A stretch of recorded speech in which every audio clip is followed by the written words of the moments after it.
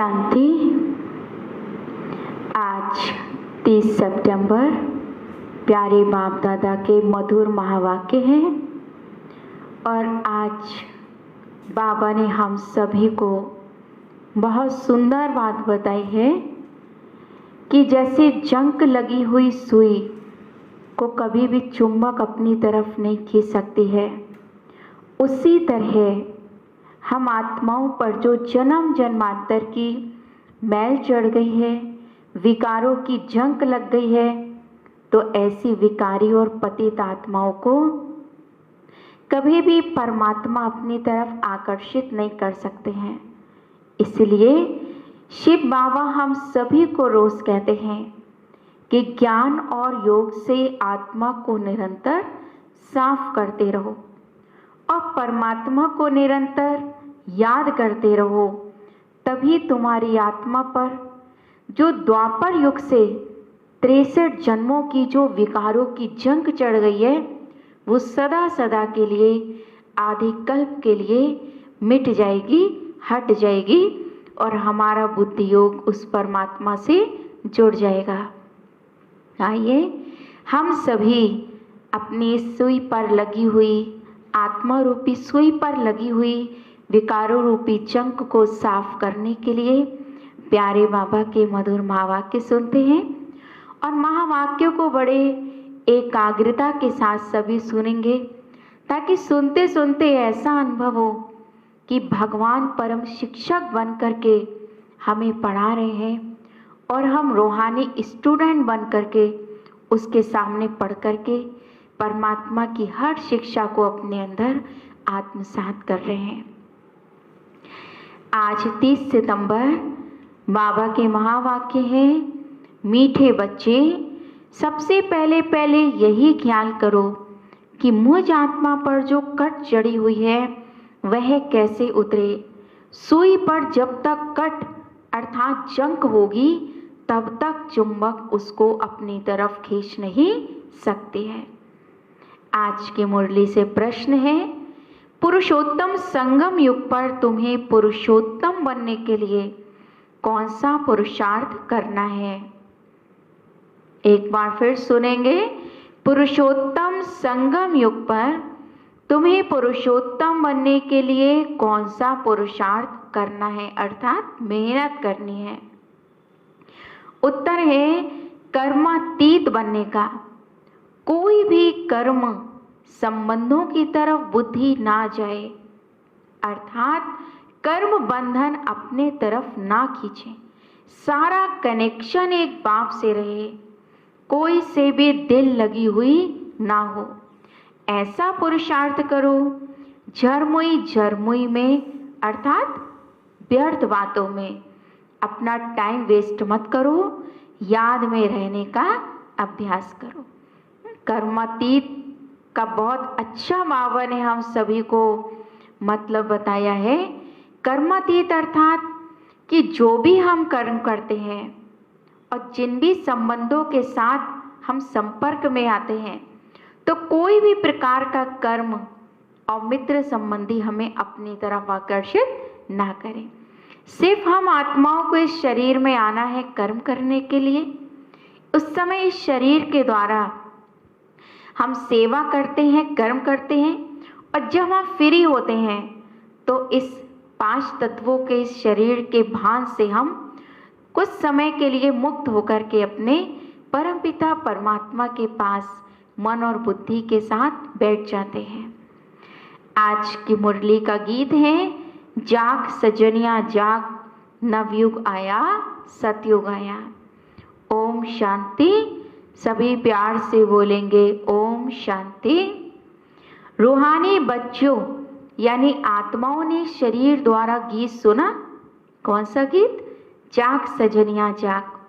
तो यहाँ बाबा सजनिया कहते हैं आत्मा को, कि शिव बाबा हम आत्माओं रूपी सजनियों के साजन हैं और हम आत्माएं सजनिया हैं। क्योंकि बाप अभी बच्चों को आत्म अभिमानी बना रहे हैं। तुमको आत्मा का भी ज्ञान मिलता है। दुनिया में एक भी मनुष्य नहीं जिसको आत्मा का सही ज्ञान हो। तो फिर परमात्मा का उन्हें ज्ञान कैसे हो सकता है? जब खुद को ही वह अच्छी तरह नहीं जानते हैं तो उस परमात्मा को कैसे जानेंगे? यह बाप ही बैठ समझाते हैं। समझाना शरीर के साथ ही होता है। शरीर बिगड़ तो आत्मा कुछ भी कर नहीं सकती। आत्मा जानती है हम कहाँ के निवासी हैं, किसके बच्चे हैं। अभी तुम यथार्थ रीति से जानते हो हम परमपिता परमात्मा शिव बाबा के बच्चे हैं। सब एक्टर्स पाठधारी हैं। भिन्न भिन्न धर्म की आत्माएं कब आती हैं यह भी तुम्हारी बुद्धि में है। बाप डिटेल नहीं समझाते हैं, मुट्टा यानी होलसेल में बाप हमें समझाते हैं। क्योंकि शिव बाबा कौन? ज्ञान के सागर हैं। तो ज्ञान का सागर है तो ज्ञान भी हमें होलसेल में ही देगा। होलसेल अर्थात 1 सेकंड में ऐसी समझानी दे देते हैं जो सतयुग आदि से लेकर अंत तक मालूम पड़ जाता है कि कैसे हमारा पाठ नोंदा हुआ है। अभी तुम जानते हो बाप कौन है और उनका इस ड्रामा के अंदर क्या पाठ है। यह भी जानते हैं ऊंचे ते ऊंचा बाप है, सर्व का सदगति दाता है, दुख हरता सुख करता है। शिव जयंती गाई हुई है, जरूर कहेंगे शिव जयंती सबसे ऊंच है। खास भारत में ही जयंती मनाते हैं। जिस जिस राजाई में जिस ऊंच पुरुष की पास्ट की हिस्ट्री अच्छी होती है उनकी स्टैंप भी बना देते हैं। अब शिव की जयंती भी मनाते हैं। समझाना चाहिए सबसे ऊंची जयंती किसकी हुई और किसकी स्टैंप बनानी चाहिए। यानी जो इस धरती पर आकर के सबसे ऊंचे और महान कार्य करके जाते हैं तो बाबा कहते हैं उनकी जयंती भी मनाई जाती है और उनकी स्टैंप भी निकलती है। कोई साधु संत अथवा सिखों का, मुसलमानों का व अंग्रेजों का कोई फिलोसोफर अच्छा होगा तो उनकी स्टैंप बनाते रहते हैं। जैसे राणा प्रताप आदि की भी बनाते हैं। अब वास्तव में स्टैंप होनी चाहिए एक बाप की, शिव बाप की, जो सबका सदगति दाता है। इस समय बाप ना आए तो कैसे सबकी सदगति हो? कैसे सब रौरव नरक में गोते खा रहे हैं। सबसे ऊंचे ते ऊंचा है शिव बाबा, पतित पावन। मंदिर भी शिव के बहुत ऊंचे स्थान पर बनाते हैं क्योंकि ऊंचे ते ऊंचा है ना। बाप ही आकर भारत को स्वर्ग का मालिक बनाते हैं। जब वह आते हैं तब सबकी सदगति करते हैं, नहीं तो द्वापर से क्या हुई थी, हम सबकी दुर्गति हुई पड़ी थी। अभी भगवान आकर के पुरुषोत्तम संगम युग पर हम सभी आत्माओं की ज्ञान देके और राजयोग सिखा के सदगति करते हैं। स्टैंप भी शिव बाबा की कैसे बनाए? भक्ति मार्ग में तो शिवलिंग बनाते हैं, वही ऊंचे ते ऊंचा आत्मा ठहरे। ऊंचे ते ऊंच मंदिर भी शिव का ही मानेंगे। सोमनाथ का मंदिर है ना। भारतवासी तमो प्रधान होने के कारण यह भी नहीं जानते हैं कि शिव आखिर है कौन। जिसकी पूजा करते हैं उसका ऑक्यूपेशन तक तो जानते नहीं हैं। हम सभी ने परमपिता परमात्मा के पाठ में बहुत अच्छी तरह से सुना था कि परमात्मा का नाम है शिव, रूप है ज्योति बिंदु, रहने वाला परम धाम का है और उसके कर्तव्य क्या है? पतित आत्माओं को पावन बनाना, ये परमात्मा का परम कर्तव्य है। राणा प्रताप ने भी लड़ाई की, वह तो हिंसा हो गई। इस समय तो सब हैं डबल हिंसक। विकार में जाना, काम कटारी चलाना, यह भी बहुत बड़ी हिंसा है। डबल अहिंसक तो यह लक्ष्मी और नारायण है। मनुष्य को जब पूरा ज्ञान हो तब अर्थ सहित स्टैंप निकालें। सतयुग में स्टैंप निकलती है इन लक्ष्मी नारायण की। सतयुग में श्री लक्ष्मी नारायण का राज होता है। शिव बाबा का ज्ञान तो वहाँ रहता नहीं, तो जरूर ऊंचे ते ऊंचा लक्ष्मी नारायण की ही स्टैंप लगती है। अभी भी भारत का वह स्टैंप होना चाहिए। ऊंचे ते ऊंची है त्रिमूर्ति शिव, वह तो अविनाशी रहना चाहिए क्योंकि भारत को अविनाशी राजगद्दी देते हैं। परमपिता परमात्मा ही भारत को स्वर्ग बनाते हैं। तुम्हारे में भी बहुत हैं जो ये भूल जाते हैं कि शिव बाबा ही हमें स्वर्ग का मालिक बनाते हैं। इसलिए हम सब उसकी महिमा में क्या कहते हैं, ओ हेवनली गॉड फादर। क्यों? हेवन में वो रहता नहीं है, लेकिन हम सभी बच्चों के लिए हेवन रचता है, जिसमें हम सब बच्चे रहते हैं। यह माया भुला देती है। बाप को ना जानने के कारण भारतवासी कितनी भूलें करते आए। और बाबा तो कहते सबसे बड़ी भूल तो भारतवासियों ने क्या की है कि अपने सत्य बाप को ही भूल गए। जब उसको ही भूल गए तभी से ही उनसे भूलें होने लगी। शिव बाबा क्या करते हैं ये किसको भी पता नहीं है। शिव जयंती का भी अर्थ नहीं समझते। यह नॉलेज सिवाय बाप के और कोई के पास नहीं है। अभी तुम बच्चों को बाप समझाते हैं, तुम औरों पर भी रहम करो, अपने ऊपर भी रहम करो। टीचर पढ़ाते हैं, यह भी रहम करते हैं ना, यह भी कहते हैं मैं टीचर हूँ, मैं तुम्हें पढ़ाता हूँ। वास्तव में इसका नाम पाठशाला भी नहीं कहेंगे, यह तो बहुत बड़ी यूनिवर्सिटी है। इसको क्या कहते हैं? शिव बाबा इस ब्रह्मा कुमारी संस्था को कहते हैं गॉडली यूनिवर्सिटी, जहाँ स्वयं गॉड आकर के हम सभी को ऊंचे से ऊंच बनने की पढ़ाई पढ़ाते हैं। वह कोई सारे यूनिवर्स के लिए कॉलेज तो नहीं है, तो यूनिवर्सिटी है ही एक बाप की, जो सारे विश्व की सद्गति करते हैं। वास्तव में यूनिवर्सिटी है एक ही है, इन द्वारा ही सब मुक्ति जीवन मुक्ति में जाते।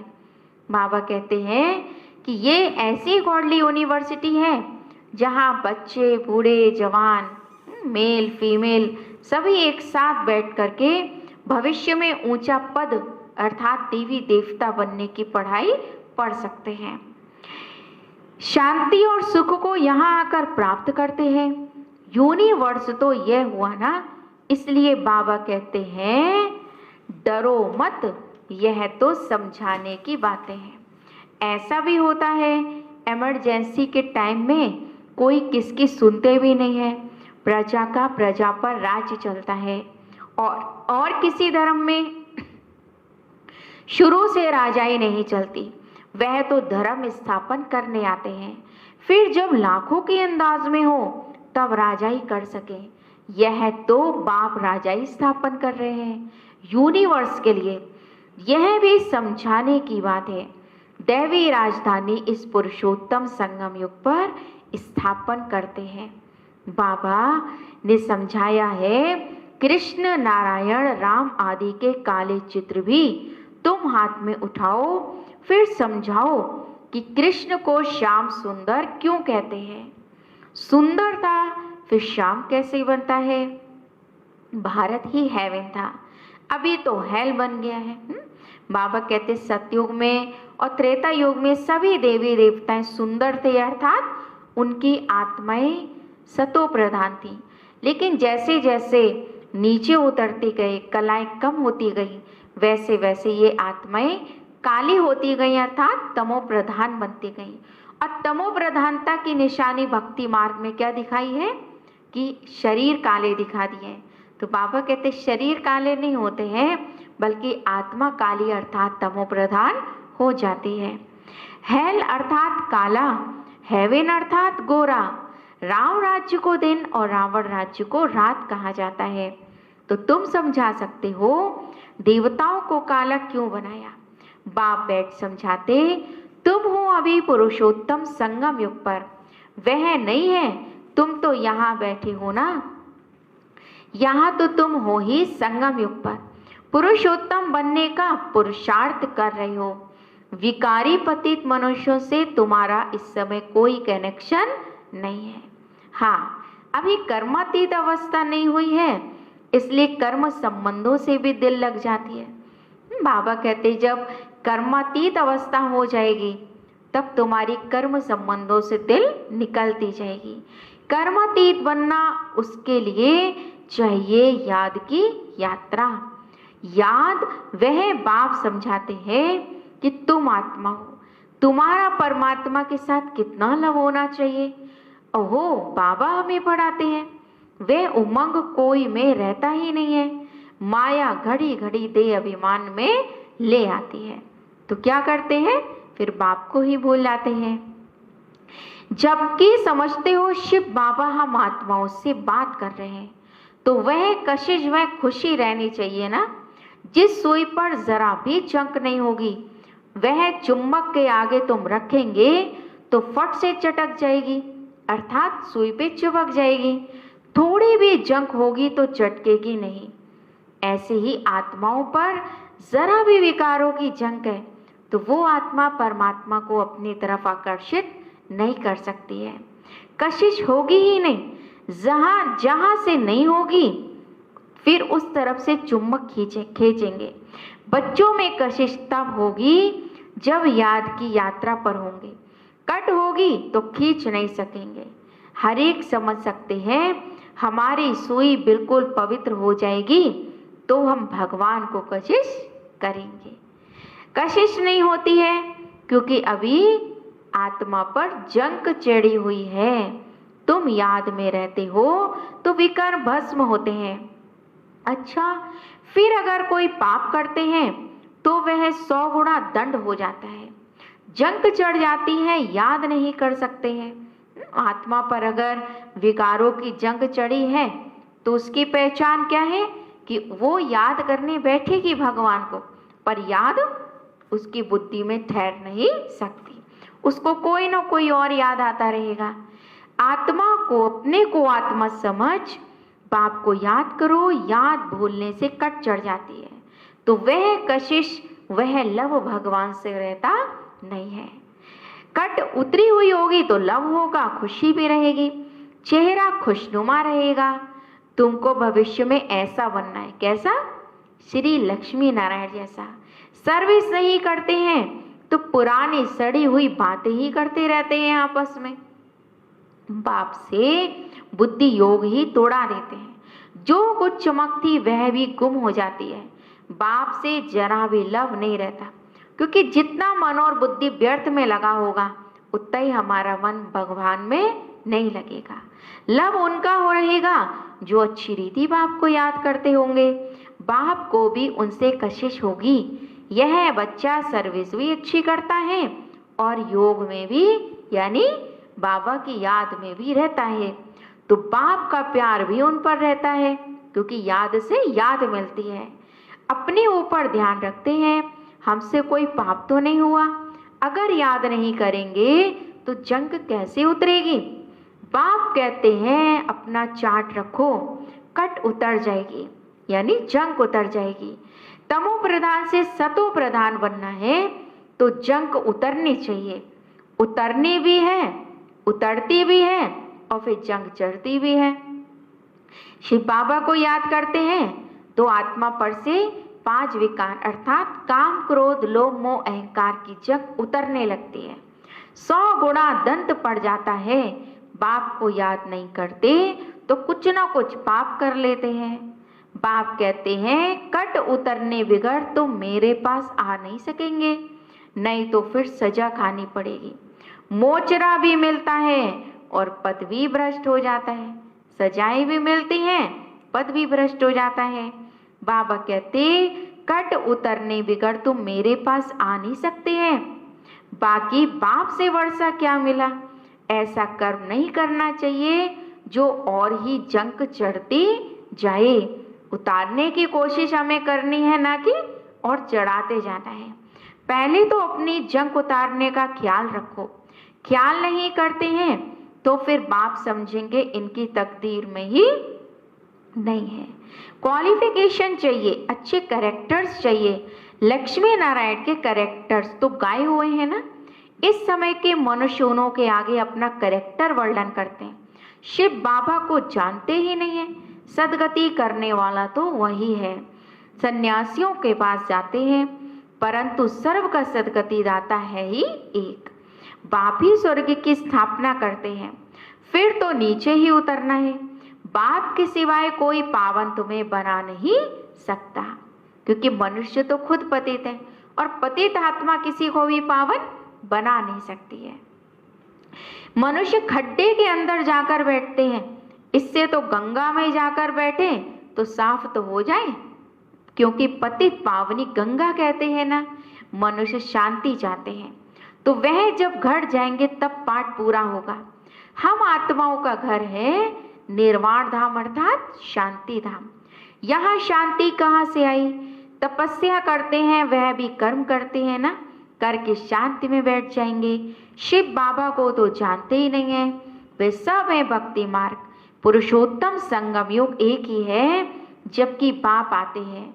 आत्मा स्वच्छ बन मुक्ति जीवन मुक्ति में चली जाती है। मुक्ति अर्थात पहले आत्मा पावन मन के परम धाम जाएगी और फिर अपने नए घर सतयुग में आएगी। जो मेहनत करेंगे वह राज करेंगे, बाकी जो मेहनत नहीं करेंगे वह तो सजाएं खाएंगे। शुरू में साक्षात्कार कराया था सजाओं का, फिर पिछाड़ी में भी साक्षात्कार होगा। देखेंगे हम श्रीमत पर ना चले तो हमारा यह हाल हुआ। बच्चों को कल्याणकारी बनना है, यानी अपना भी कल्याण करना है और अन्य आत्माओं का भी। बाप और रचना का परिचय देना है। जैसे सुई को मिट्टी के तेल में डालने से उसकी जंग उतर जाती है, वैसे बाप की याद में रहने से आत्मा पर से विकारों की और पतित पने की जंग उतर जाती है। नहीं तो वे कशिश वह लव बाप में नहीं रहता। लव सारा चला जाता है मित्र संबंधियों में। मित्र संबंधियों के पास जाकर रहते हैं। कहाँ वे जंग खाया हुआ संग और कहाँ यह संग। जंग खाई हुई चीज के संग में उनको भी कट चढ़ जाएगी। कट उतारने के लिए ही तो बाप आते हैं। आधा कल्प से बड़ी जोर से कट चढ़ी है। आधा कल्प अर्थात द्वापर और कलयुग में आत्मा पर ऐसी विकारों की कट चढ़ गई है जो वो बिना परमात्मा की याद के हट ही नहीं सकती है। अब बाप चुम्बक कहते हैं तुम मुझे याद करो। बुद्धि का योग जितना मेरे साथ होगा उतना तुम्हारी ये जंग उतरती जाएगी। नई दुनिया तो बननी ही है। सतयुग में पहले बहुत छोटा सा झाड़ होता है देवी देवताओं का, फिर वृद्धि को पाते हैं। यहाँ से ही तुम्हारे पास आकर पुरुषार्थ करते रहते हैं। ऊपर से कोई नहीं आते हैं, जैसे और धर्म वालों के ऊपर से आते हैं। यहाँ तुम्हारी राजधानी तैयार हो रही है। सारा मदार है पढ़ाई पर। बाप की श्रीमत पर चलने पर बुद्धि योग बाहर जाता रहता है तो भी कट लग जाती है। यहाँ आते हैं तो सब हिसाब किताब चुकतू कर जीते जी सब कुछ खत्म करके आते हैं। सन्यासी भी सन्यास करते हैं तो भी कितने समय तक सब याद आता रहता है। तुम बच्चे जानते हो अभी हमको सत्य का संग मिला है। हम अपने बाप को ही याद करते हैं। मित्र संबंधियों आदि को जानते तो हो ना। गृहस्थ व्यवहार में रहते, कर्म करते, बाप को याद करते, पवित्र बनना है, औरों को भी सिखाना है। फिर तकदीर में होगा तो चल पड़ेंगे। हमारा कर्तव्य क्या है? औरों को ये रास्ता दिखाना। और तकदीर में होगा तो चल पड़ेंगे। ब्राह्मण कुल का ही नहीं होगा तो देवता कुल में कैसे आएगा? बहुत सहज पॉइंट्स दी जाती है जो झट किसकी बुद्धि में बैठ जाए। विनाश काले विपरीत बुद्धि वाला चित्र भी क्लियर है। अब वह सावरंटी तो है नहीं, दैवी सावरंटी थी जिसको स्वर्ग कहा जाता था। अभी तो पंचायती राज्य है। समझाने में कोई हर्जा नहीं है, परंतु कट निकली हुई हो तो कोई को तीर लगे। पहले कट निकालने की कोशिश करनी चाहिए। अपना कैरेक्टर देखना है। रात दिन हम क्या करते हैं? किचन में भी भोजन बनाते, रोटी पकाते, जितना हो सके याद में रहो। कितनी सुंदर बाबा धारणा बता रहे हैं हम सभी को कि रसोई में खाना बनाते हैं, भोजन बनाते हैं, घूमने जाते हैं तो भी बाप की याद में रहो। कर्म कोई भी करो पर बुद्धि हमेशा बाप को याद करे, तभी आत्मा पर से जन्म जन्मांतर की कट उतरेगी। बाप सबकी अवस्था को तो जानते हैं ना। झरमुई करते हैं तो फिर कट और ही चढ़ जाती है। व्यर्थ बातों का चिंतन करते हैं तो बाबा कहते कटौरी उतरने के बजाय चढ़ जाती है। पर चिंतन की कोई भी बात नहीं सुनो। क्यों? क्योंकि सुनेंगे तो अंदर में चलेगा, और चलेगा तो मुख से वर्णन करने में भी आएगा, जिससे वातावरण खराब होगा। अच्छा, ये थे आज के प्यारे बाबा के मधुर महावाक्य। अच्छा, मीठे मीठे सिक्की लदे बच्चों प्रति माता पिता बाप दादा का याद प्यार और गुड मॉर्निंग। रूहानी बाप की रूहानी बच्चों को नमस्ते। हम रूहानी बच्चों की रूहानी बाप दादा को नमस्ते नमस्ते, गुड मॉर्निंग। शुक्रिया बाबा, शुक्रिया। आज धारणा के लिए आज की मुरली का मुख्य सार है, बाबा ने हम सभी को पूरे दिन के लिए आज होमवर्क दिया है। सभी बहुत अटेंशन से सुनेंगे आज के इस होमवर्क को, कि पूरे दिन आज हमें अमल में भगवान के डायरेक्शन को क्या लेकर के आना है। पहला डायरेक्शन है आज बाबा की मुरली से, जैसे बाप टीचर रूप में पढ़ाकर हम सब पर रहम करते हैं, ऐसे अपने आप पर और औरों पर भी रहम करना है। पढ़ाई और श्रीमत पर पूरा ध्यान देना है, अपने कैरेक्टर्स सुधारने हैं। दूसरी पॉइंट है, आपस में कोई पुरानी सड़ी हुई पर चिंतन की बातें करके, आपस में कोई पुरानी सड़ी हुई पर चिंतन की बातें करके बाप से बुद्धि योग नहीं तोड़ाना है। कोई भी पाप कर्म नहीं करना है, याद में रहकर जंक उतारनी है।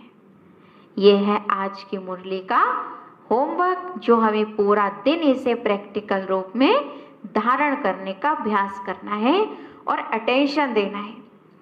आज की मुरली से वरदान है, सर्व शक्तियों को ऑर्डर प्रमाण अपना सहयोगी बनाने वाले प्रकृति जीत भाव। सबसे बड़े ते बड़ी दासी प्रकृति है।